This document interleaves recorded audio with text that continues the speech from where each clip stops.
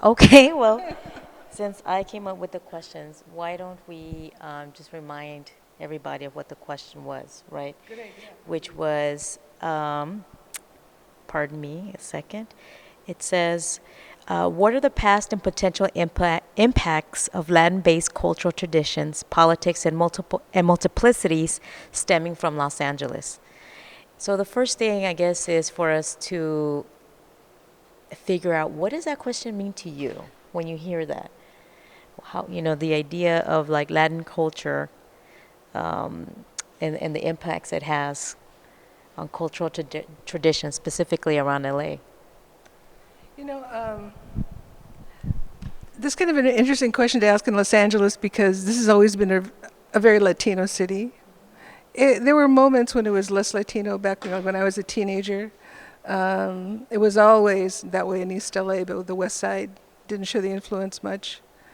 I think when I read the question, I thought, that was an interesting question to ask given what's happening in 2017 with the PSTLALA. And what I would like to hear from, my compadres over here, what they think that means, how that wave of recognition will move eastward to the East Coast. Last time there was a PSTLALA, the first story that hit a magazine in New York, I think it was Art in America. They wrote about the PSTs in the January issue, but it was about the African American show at the Hammer and the Chicano show at the Fowler. And I thought that was tremendously interesting that, that was that eye-opening, for people on the East Coast. And I had actually, about 2 months ago, I had the curator of contemporary art at the Art Institute of Chicago and the assistant curator of contemporary art at the MoMA in my studio. And, at my age, I have nothing to lose, right? So I asked him, why don't you guys ever show living, breathing American Latino artists? I said, I never see, when I lived in Chicago for 25 years, there were a lot of, Latin America, there weren't a lot, there were some Latin American artists who were born in Latin America, from Latin America, who were showing occasionally there, but nobody who was an American Latino ever made their way into their galleries.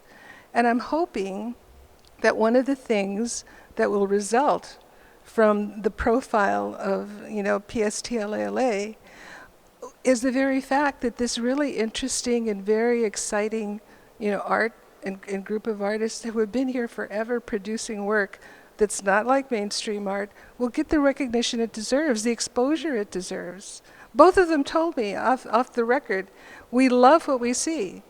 It gets to be a hard sell when you move up the chain of command, which I thought was pretty interesting. Um, yeah, and I think that kind of takes us to the next question. How is it that we define the term Latin or Latinx? Yeah. Which, well, yeah, because I guess at first, when I saw the question, I felt somewhat removed from it because I think more of Europe than American, being all of the Americas, including Latin America. So, yeah, but I'm going to let Harry take it. Um, well, I think one of the things about the Latino influence in Southern California is that it, irregardless of what the facade is, we're so close to the Hollywood sign. I think I've spent my entire life trying to poke holes in that thing. And what it is, it's to allow people to see what might possibly be on the actual real landscape. It's the Latino population is usually precluded from participating in terms of direct conversation, on panels, in exhibitions, through academia, and of course economic You'll have an entire cadre of people that make their careers serving as explainers as to why and why not. And then they will redefine everything, and in the end, the Latino voice is completely obliterated. And that's in English, because if you watch English language TV, you will get a particular version. And if you watch Spanish language television, it's very complex, very intellectually inspired, more true representation of what's going on. And those people that watch Spanish language TV watch English language TV, but those that watch English language TV do not watch Spanish language TV, which then means that what supplants reality are negative stereotypes. I think I just wanted to elaborate a little bit more on the point that Gloria made about Latin culture, or past and present influences, and how they reverberate nationwide. And for me, I agree with you that I felt this kind of like alienation or separation from the idea of this Latin culture. I mean, I am Mexicana, Chicana, and I don't claim or have tried to represent any other culture or experience other than the one I was born into. And I feel that when we use the umbrella term of like Latino, I think it tends to it's a shortcut that unfortunately doesn't do us a service, right? Because we're so diverse. Even when we talk about the immigrant experience of someone from Mexico or El Salvador, or even the reasons at times that bring us here, and then show up in our work are very different. But Harry, you had a comment or reaction. I was born 100 years after California became a state, and they were still in the process of de-Mexicanizing Los Angeles and supplanting it with architecture that is an imaginary version of Assyrian architecture, and anything that could point to Los Angeles having been started elsewhere.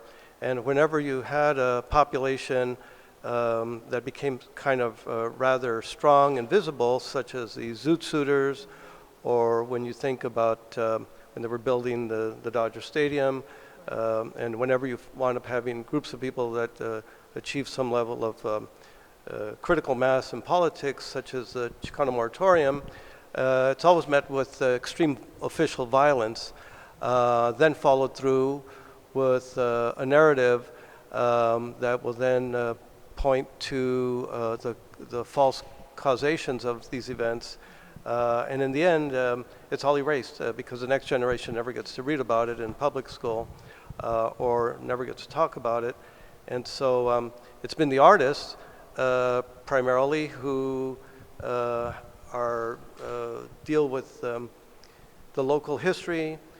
Sometimes it's documentary, but sometimes it's interpreted, and sometimes completely imaginary.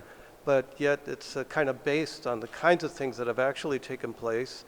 It is an interesting thing to try to tell the entire story, because so much effort has been put to make sure no one ever hears any part of the story.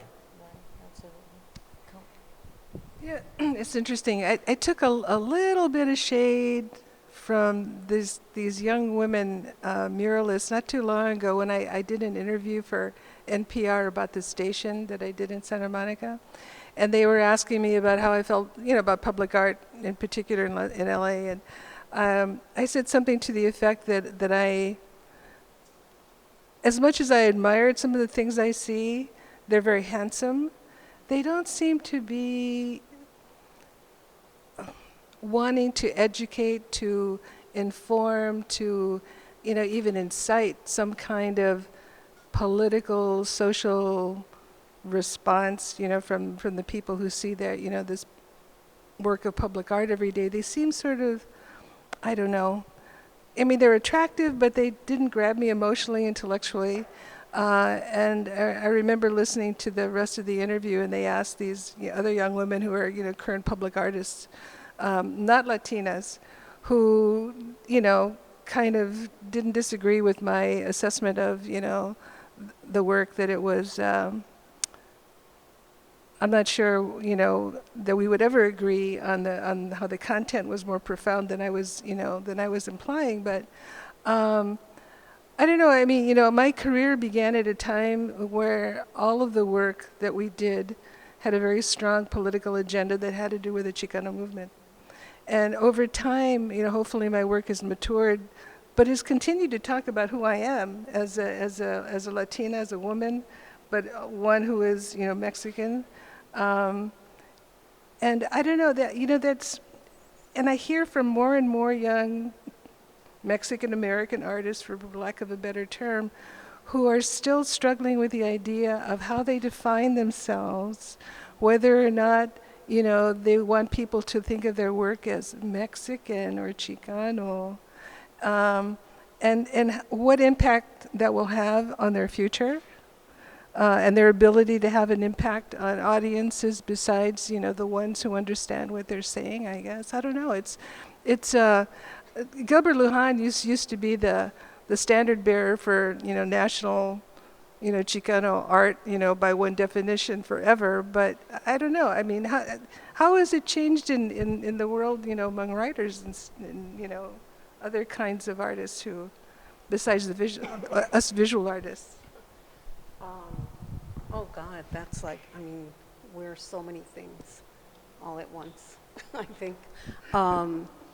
And well, I was thinking about, the identity, and I guess I was thinking about different conversations that we've had, and some with Harry, and in the past, I guess now, maybe 30 years ago, or more than that, and then again, maybe 20 years ago, and then we're here, and actually I think we were here.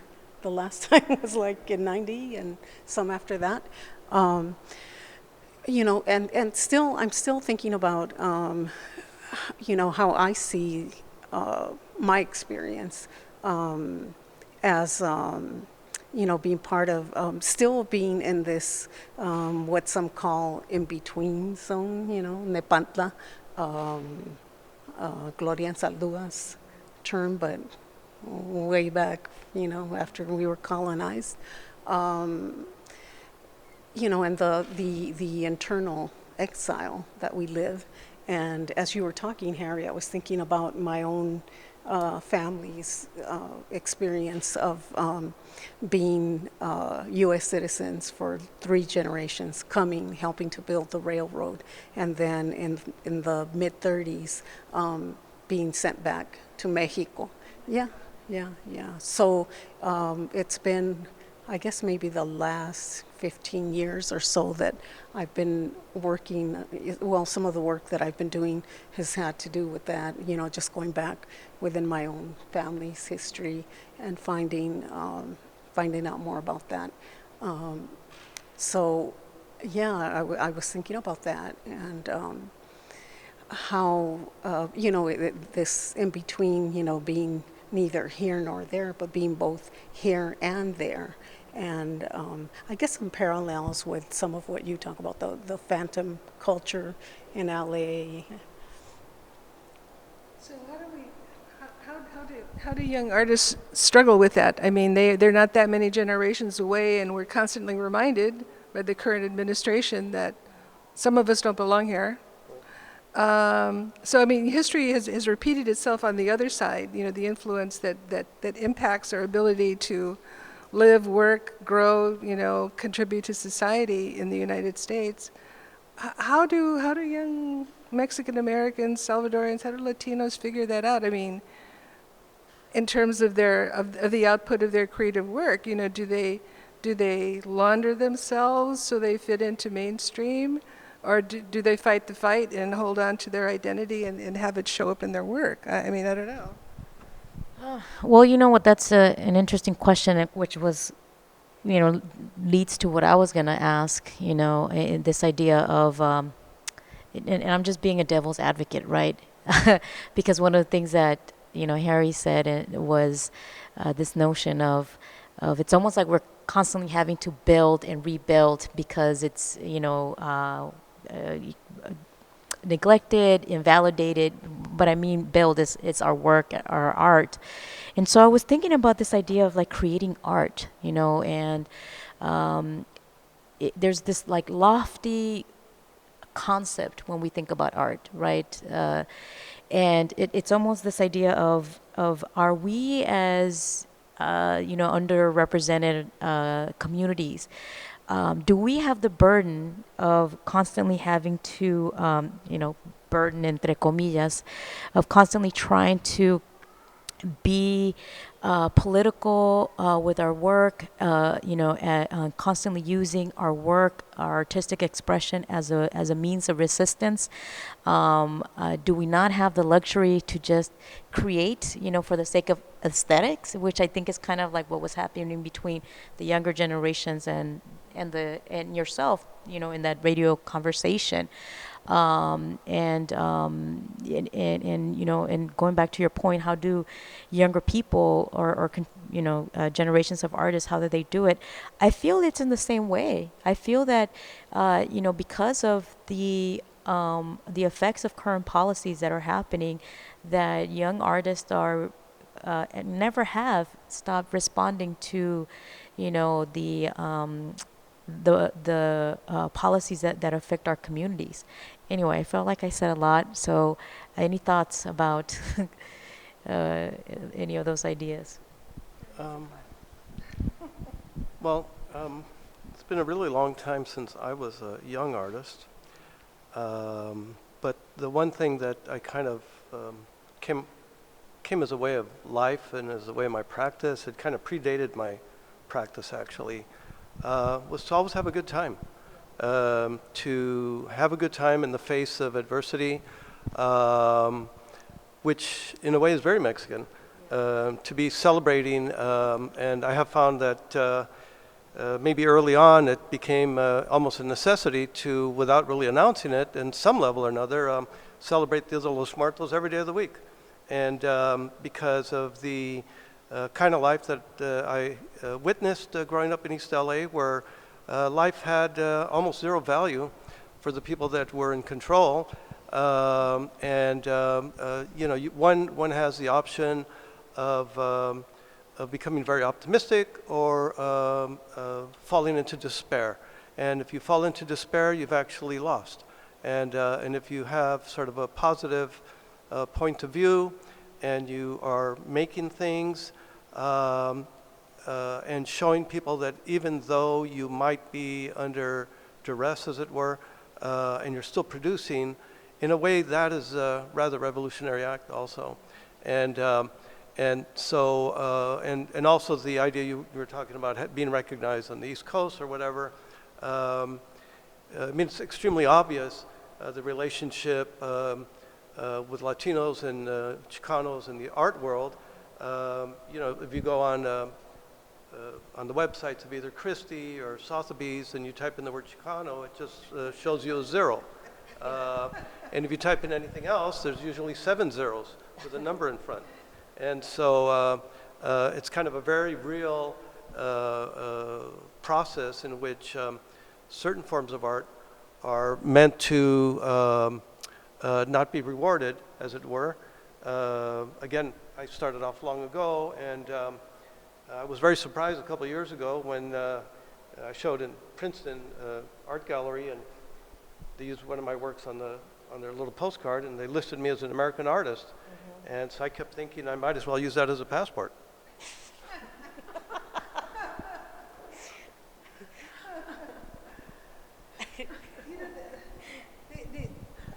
Yeah, I get what you're saying. One of the things that I think is hard for young artists, I mean, and you must have struggled with it. I think, I know Alvarez struggled with it, so did I.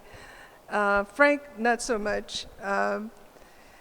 There is something about making art, that in the United States, I guess for some of us, has come with a label that has inhibited our ability to share that with the widest audience possible. And I personally think we should fight against that. I mean, there is, African American artists have made a little more inroads in that area, and we have not. And whether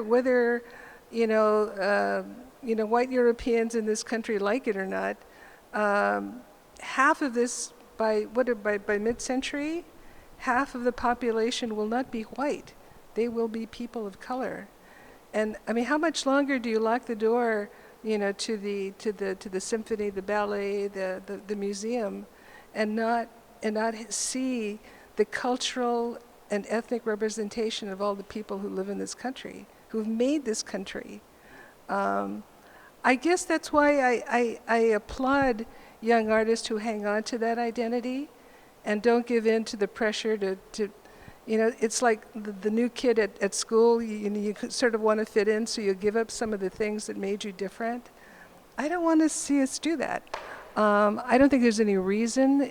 Everything about our culture is something that we should be willing to share, and we have been open to the majority culture and absorbed a lot of what they've had to offer that is good, but it isn't reciprocal. It hasn't been reciprocated, and I think that's where artists should stand the line. Personally, I mean, my opinion, but I'm thinking also. I just did an interview a couple of days ago for an archive, the Women's Building Archive.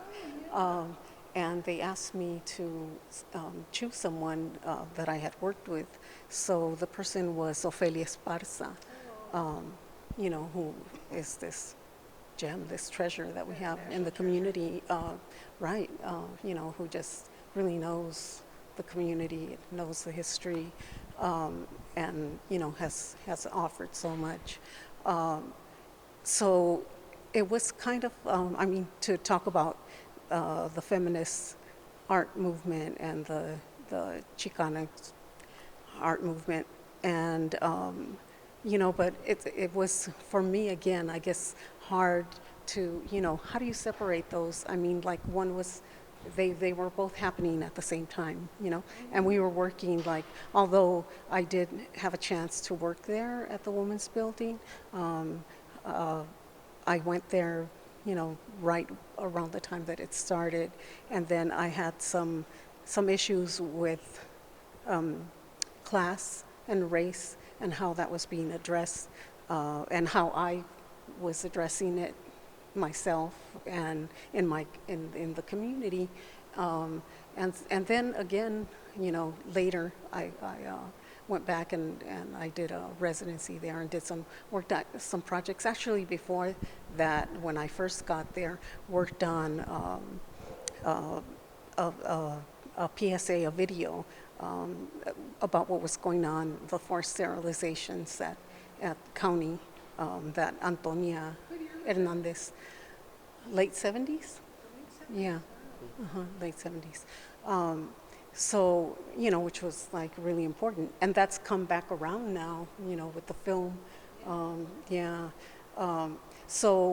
So anyway, but it was just like, well, there's this two-way thing, because they're like, well, mentor, mentee, and I'm like, Ofelia has taught me, is teaching me, will teach many,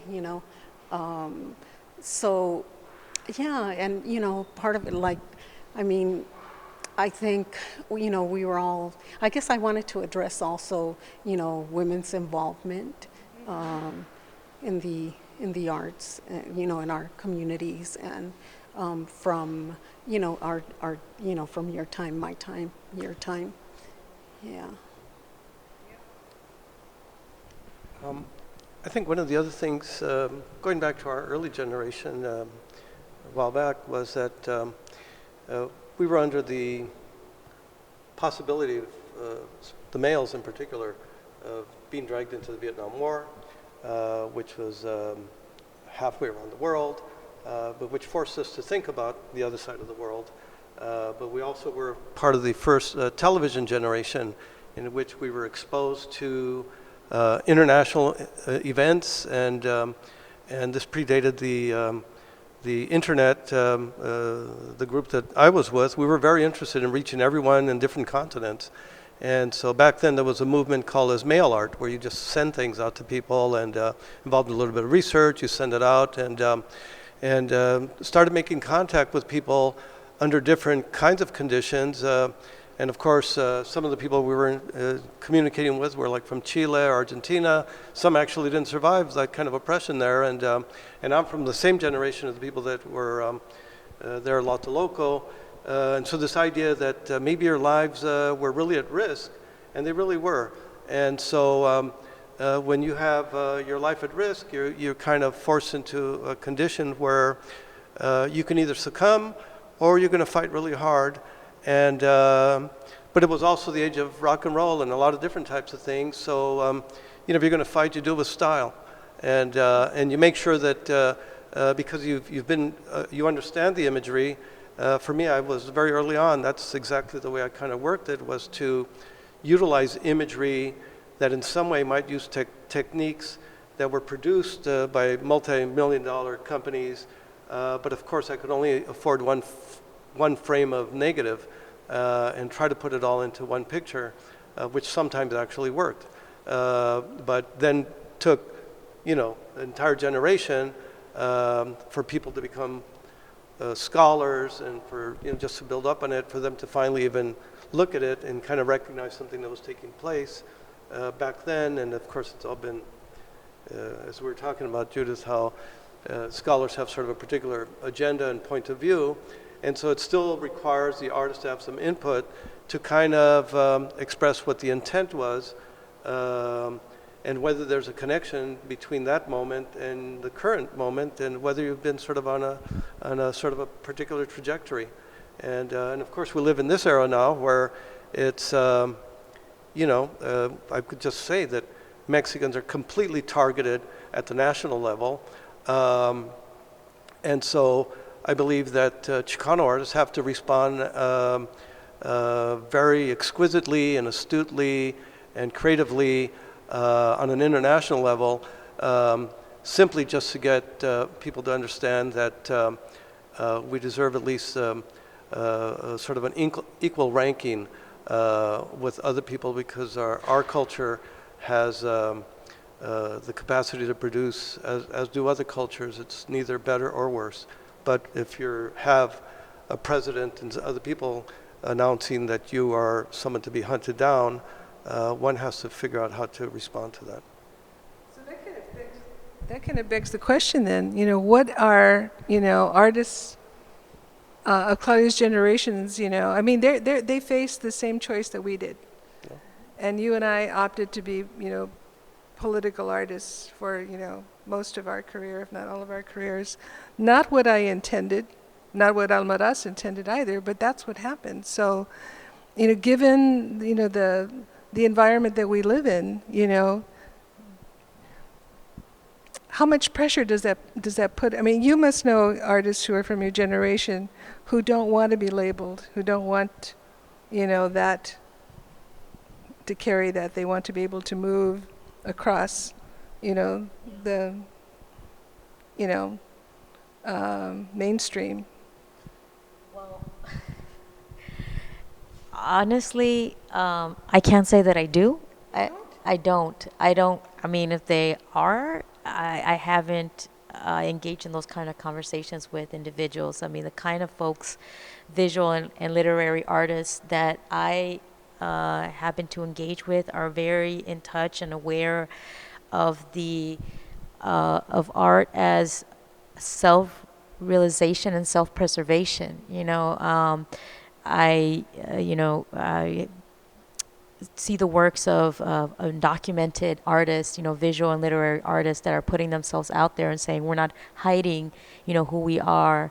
Queer Latinas and Latinos that are out there, the same thing, creating their work that is about we're not hiding, this is our experience. And in the process, going back to what Harry was saying, is that, pushing back against, the attacks, that we continue to have. And, so going back to my point, I don't think that as long about whether we have the the privilege, so to speak, to just create art for aesthetic sake, as I mean, as long as the establishment, keeps on being what it is, I, people are going to continue to have the feelings and the reactions that they have, and going back to the question about how does our Latino experiences influence politics, is that we influence politics by pushing back against those politics, and by challenging those outdated, sometimes normalized ideas about, people's communities and experiences, and really challenging. So it's not just about making work or being in a gallery or being in the Smithsonian or whatnot. I think those recognitions are definitely important, and they shouldn't be trivialized, because they do speak to the work that we create and how it is, for what it's worth, embraced by the American institutions of which we are a part of. I mean, that's what it comes down to, right? I was thinking about how a lot of us, from way back in the day, I was thinking about how Irena Cervantes, who I just went to see her solo show last week, and who I met, and then I met Barbara Carrasco right after that, and so many. I'm thinking of generations after that. We came together. We created these different organizations, artist organizations. And so did both of you. But I guess, thinking really about wanting to have a voice as women, in particular. And we created the East Side Artistas and others. It was Irena and Frances Salome España, filmmaker, and some others, so myself.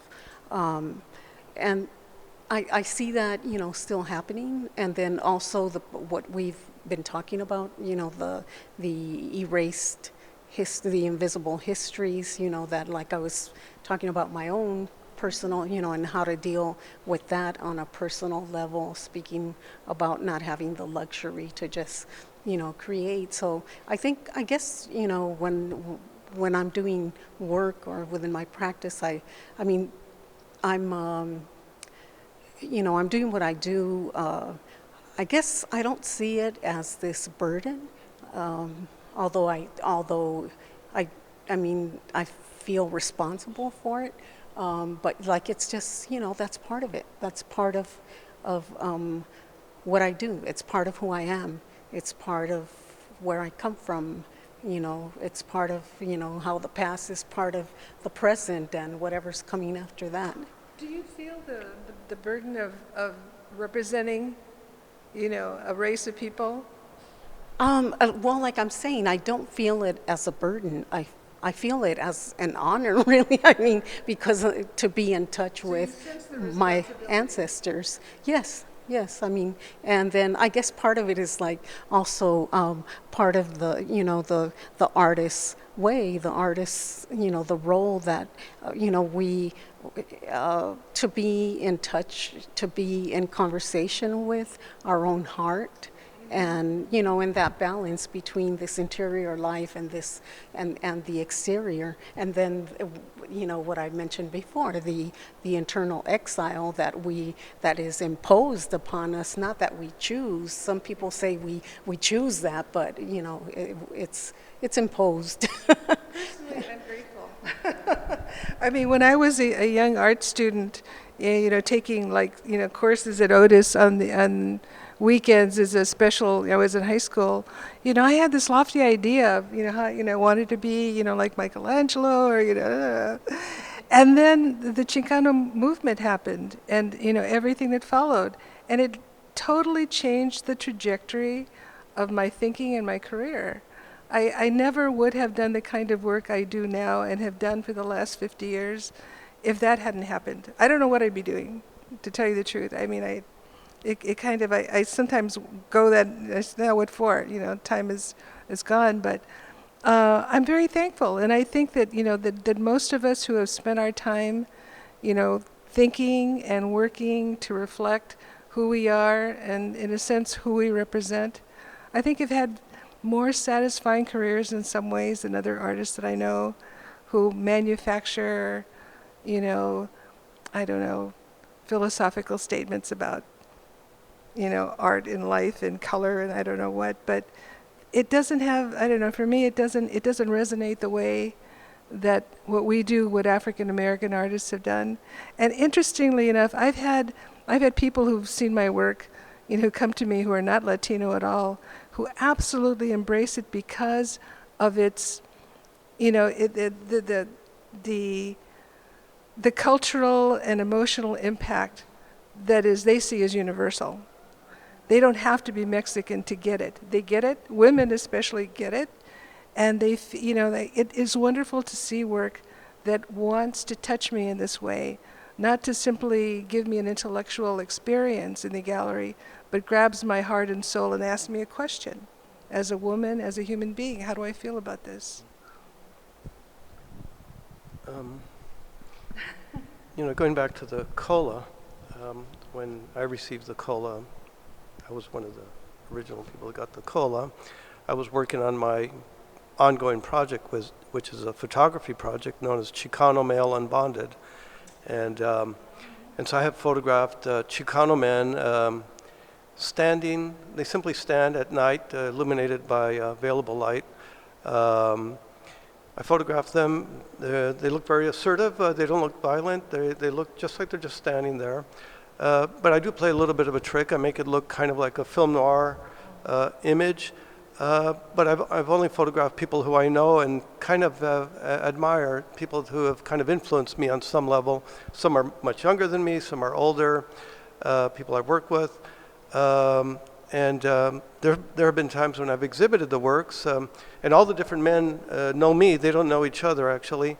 I put them up 5 or 6 or 10 up on a wall, and depending on what city I'm in, they will ask me what gang it is. And so, and what it is, of course, is I'm playing with the preconceived notions and negative stereotypes, but it's also for them to reflect on the fact that, boy, you know, there's so many millions of Chicanos that are fully integrated into society. Many things wouldn't work, even regarding policy, wouldn't work involving the environment, transit, you name it, at all levels. You really need these people to participate. And so for me, it's always been this kind of way of playing with the imagery to draw a little bit of attention, to even pose that question. And so, because most often people will not really think about, you know, where does this the stereotype come from? And you know, I've actually, I travel a lot, and it doesn't happen anymore. But when I was a little bit younger, I might wind up somewhere, and I'd be the invited guest, and first question they would ask me is, "What gang am I in?" Even though I'm, and I've never been in a gang, and I grew up in East LA, actually, when gangs were an extremely small percentage of the population, except it was fanned by the media to make it seem as though it was an extremely broad phenomenon, and which it wasn't, and it still isn't. Because I find parallels in the work that I do as well. You know, when I travel or go places, I don't get asked if I belong to a gang, but because you know, my address on my license doesn't say Compton anymore. It has my current East LA address, but people would be really surprised if they looked at my license. It's like, wait, you're from Compton? Is it that bad? And, you know, do you have a gun?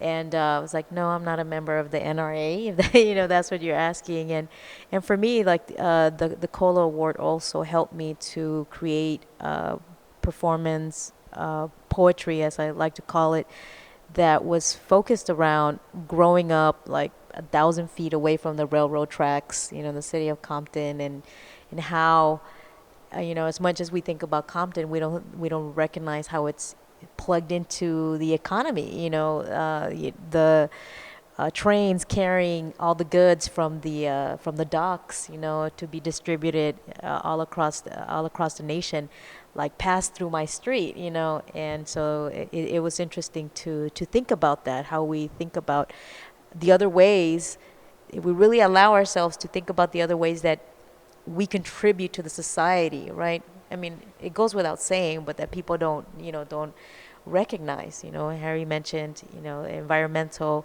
politics and other fields where our mano de obra and our, intellect are required to continue to keep things, running. And, in terms of like how our experiences, shape or influence, the multiplicities, it makes me think, because I am a literary artist, it makes me think of the most recent anthology that Luis Rodriguez, who used to be the poet laureate, of the city, he was able to edit and put together. It's an anthology of poems, not necessarily about Los Angeles, but that are about LA poets, and that collection is so diverse. It's so diverse, as it has African American, Indian, Native American, Middle Eastern, Jewish. It has so many voices in there, and I think it's great because, you have this Latino creating a platform of something that I think truly represents Los Angeles, and it's, many, many, many communities that exist within the city limits, or even the county itself.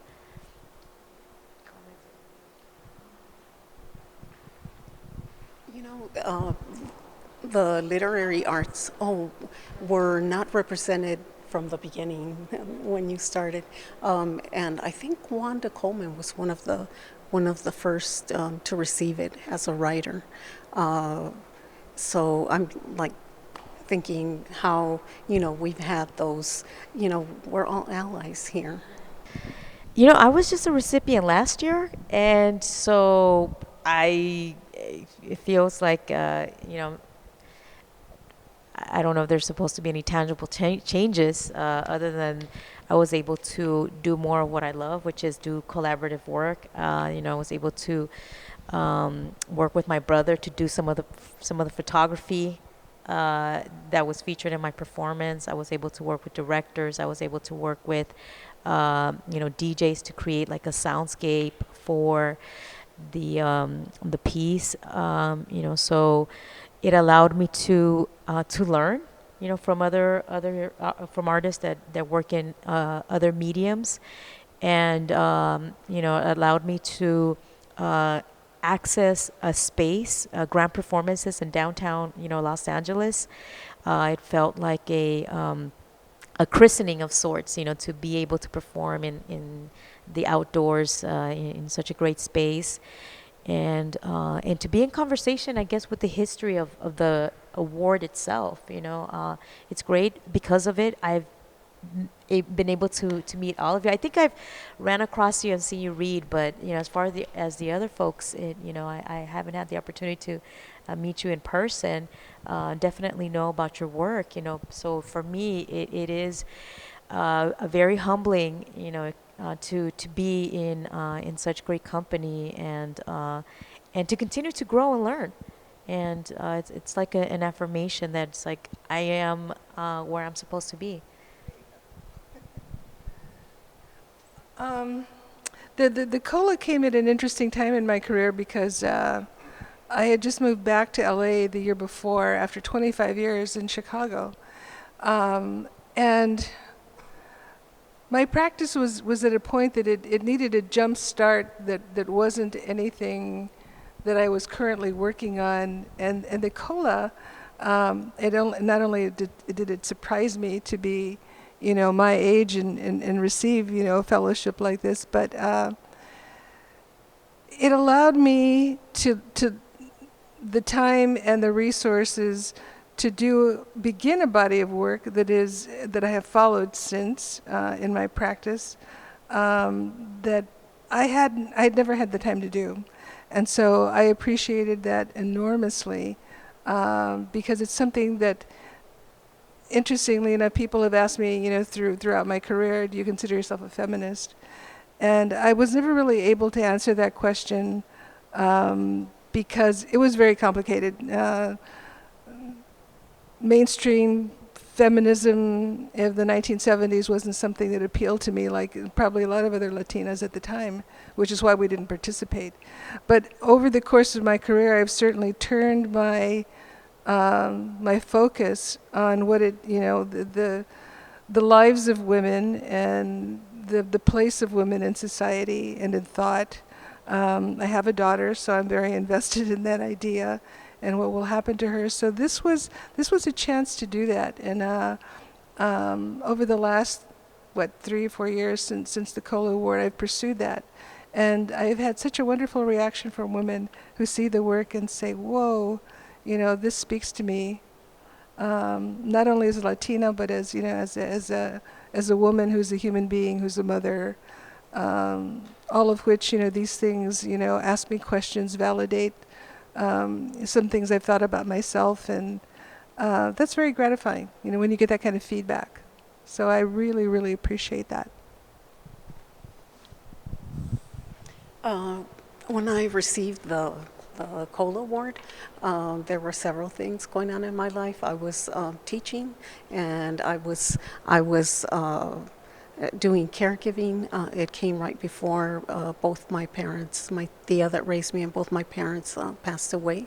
So it was great that my father was able to go to the performance and see, because it had to do with, I was hearing all the stories, and I was able to look at the photographs, to find, to do some research, find photographs, and put together a multimedia performance. So that was really good for me, because I had been exploring that already. And then to do it downtown, which I thought, it's, right at the 4 directions there. And that was, one of the last things that my dad got to see, to actually, hear his story, and for people to see it, and hear it. Yeah, and then, there's practically no funding left for artists, so to be able to do that project and then begin working on a memoir also, which I want to go back to. Yeah. I believe I got the COLA Award about 20 years ago, and at that time, of course, I'd been doing a lot of work for a long time, and I had already started working on my series, Chicano Male Unbonded. I decided that I would do a few images for that project. I remembered that I wanted to be fairly practical and take care of some photographic needs, which is always very expensive. And maybe I use a portion of that to cover those expenses. But I found that what I really needed was maybe sort of an extended period of time to think and maybe to read. And I remember that I probably spent half of the grant on reading materials, and found myself really invested in doing some very concentrated study. And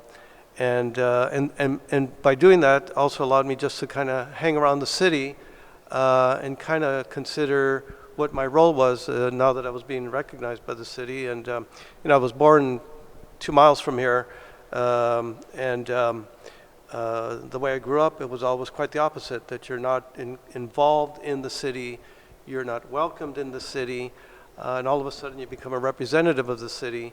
And I took that quite seriously, as like, how can I then reach out to people to present a point of view that's indicative of being Los Angeles, but also being Chicano, of kind of cutting across both the 20th and 21st century, and it's about communicating, basically, is what it was. So for me, it was very helpful, and it's helped me continue on the trajectory that I've been on ever since. Absolutely. Why don't you wrap it up, Harry? Um, Bring it home. Well, I think one of the things that I'm kind of inspired about, many of the people here I've known since they were all young. I have the opportunity, because I teach, to constantly encounter very young people, and I still have a new troupe in which maybe half the population of that troupe is Chicano. I have like 100 people that I work with, but the other half are from Europe, Asia, Africa, different parts of the United States, and what happens is it's kind of sort of a visible relationship as does exist here in Los Angeles. I mean, it's primarily Latino, but everyone has to get along, and everyone recognizes that that not only do you need to get along, you have to make sure that everyone around you becomes even more eloquent, becomes more educated. You share your practice so that other people can become more creative, and to generate cultural wealth, so that we can all find ourselves jointly interested in each other, and we can call this city our own. Viva el arte. Que viva.